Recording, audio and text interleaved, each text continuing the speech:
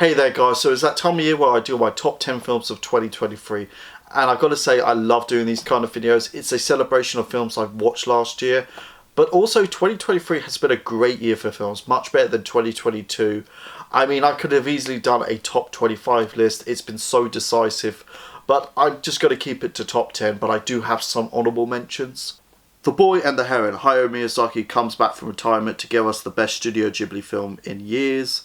Sly, a great insight to Sylvester Stallone's career and how his life reflects on his movies. The Holdovers, a warm hug of a movie that had Paul Giamatti's best performance in his career and that should be nominated for Best Actor. Dream Scenario, another incredible performance by Nicolas Cage, a film that tackles cancel culture in funny and disturbing ways.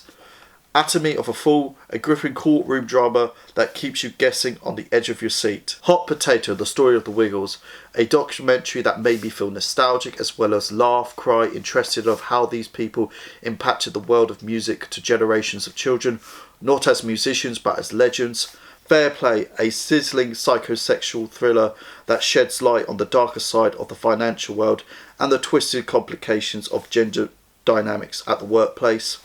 Flora and Son, another hidden gem from Apple, funny, wholesome, heartfelt, catchy songs, a proper use of the internet, how it connects to people and shares art.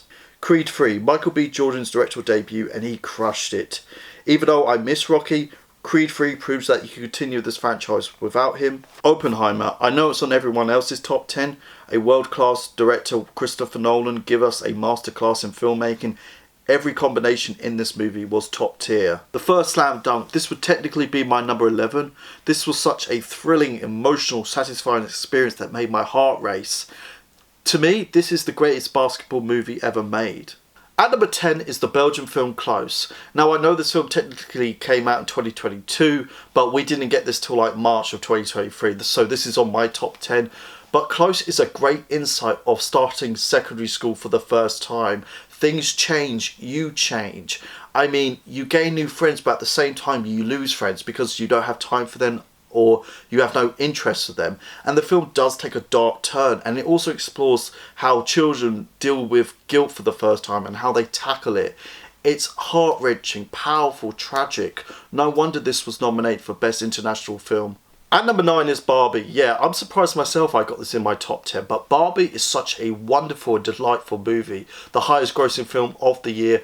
Greta Gerwig came along and did everything she could to departure from the doll's origins and gave us something original with such a authentic world that comes to life in such a imaginative way.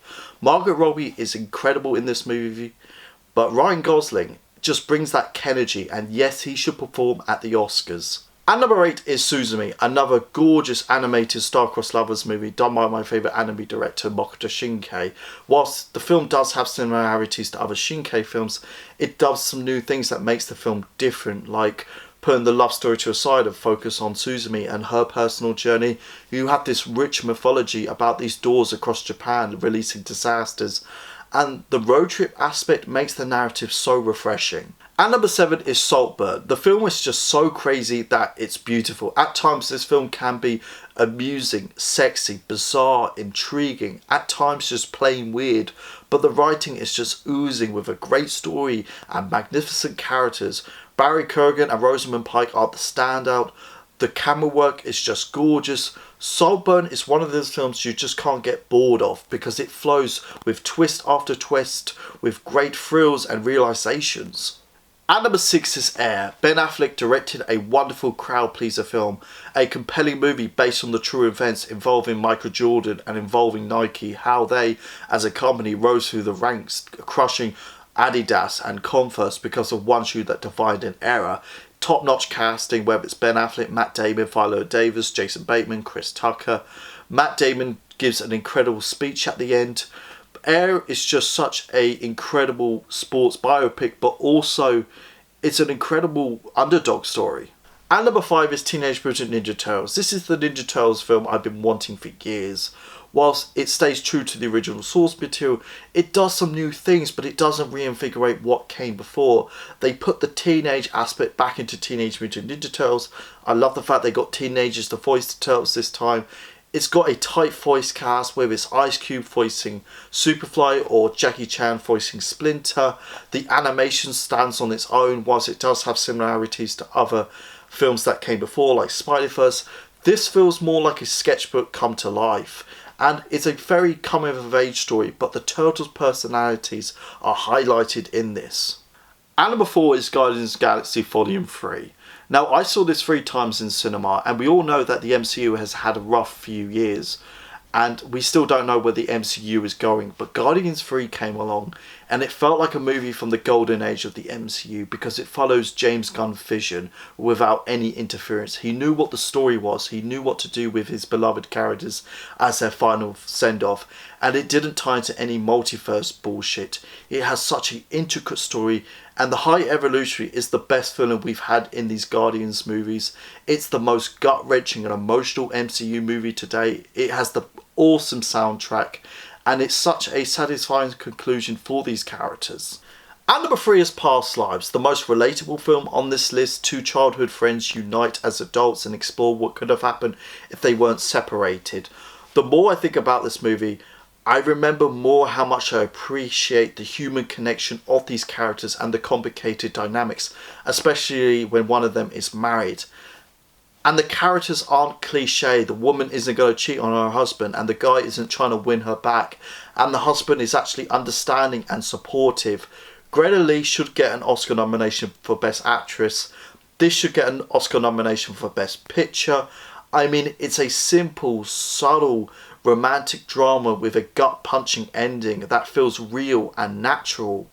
And number 2 is Spider-Man Across the Spider-Verse. Now, if you ask me which is better, this or Into the Spider-Verse, it's neck and neck at the moment. But it took everything I loved about Into the Spider-Verse and cranked it to 11, like groundbreaking animation. It wasn't a clone of the first movie. It did something new and different. It was a great expansion of the first movie. It introduces so many interesting characters like Spider-Man 2999. It took Miles and Gwen to interesting places and deepens their relationship, but also with their families. I mean, it told a great story with the multiverse concept. I mean, it's everything you want in a Spider-Man movie, and it has a great soundtrack, and the credits alone is the best credits in any movie of 2023. So my favourite film of 2023 is Godzilla Minus One. Now, if you told me last January that my favourite film of the year would be Godzilla, I would be like, no, you're crazy. There's so many hyped up movies. But I was wrong. I mean, Godzilla Minus One goes back to the basics and the horror of Godzilla. This isn't the kind of Godzilla movie where Godzilla is our best mate and he's here to take down the bad monsters, and he's also best friends with King Kong. This is a type of movie where Godzilla is vicious and nasty. He's here to destroy your city and kills thousands of people in the process. But it's also a deep and personal story about survivor's guilt. But also this film takes place post-World War II Japan, for a nation that is trying to find its identity and rebuild, and the people there are trying to find their place in this world, but they can't because they've got this terrifying threat emerging. And every time that Godzilla does the atomic breath, I was terrified. Another reason why it's my favourite film of the year, because it has my favourite third act in any film of 2023. I mean, it gave me that adrenaline, that pump, that feel. I mean, it gave me the same feels I've got from like the trench run from Top Gun Maverick or the Battle Scarab from Rogue One. I'm a sucker when it comes down to final battles in movies, but I love them even more when it requires strategy and tactics, and this just ticks all the boxes. I may have not seen every Godzilla film, but we can all agree this is the best Godzilla film today. Thank you so much for watching this video, guys. Go like, share and subscribe. Let me know what are your top 10 films of 2023. Go check out my Facebook, my Instagram page, my Letterboxd page and my TikTok page. You guys are awesome. I've got your back.